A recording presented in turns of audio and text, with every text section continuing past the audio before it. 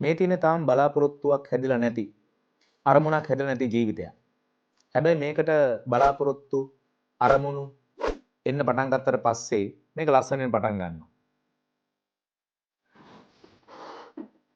දැන් මේ තියෙන්නේ මේක තමයි සාමාන්‍ය මිනිහෙක්ගේ ජීවිතයේ එක්ස්පෙක්ටේෂන්ස් ටික ආවට පස්සේ එයා ටාගස්ට් එකත් එක්ක යද්දී අනිවාර්යෙන් මේක ඇතුලේ ප්‍රෙෂර් එකක් තියෙනවා. ඒකත් එක තමයි මේක ලස්සන වෙන්නේ. මේක යම් මට්ටමකට අවශ්‍යයි.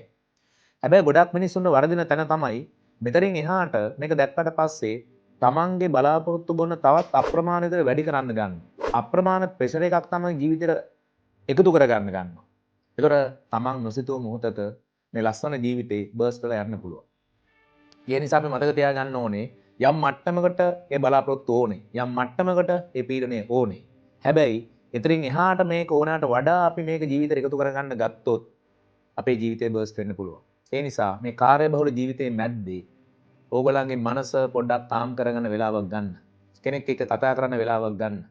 පොඩ්ඩක් රිලැක්ස් කරගන්න, රිලැක්ස්ව ඉන්න වෙලාවක් හොයාගන්න. So remember, even strong people need to release the pressure.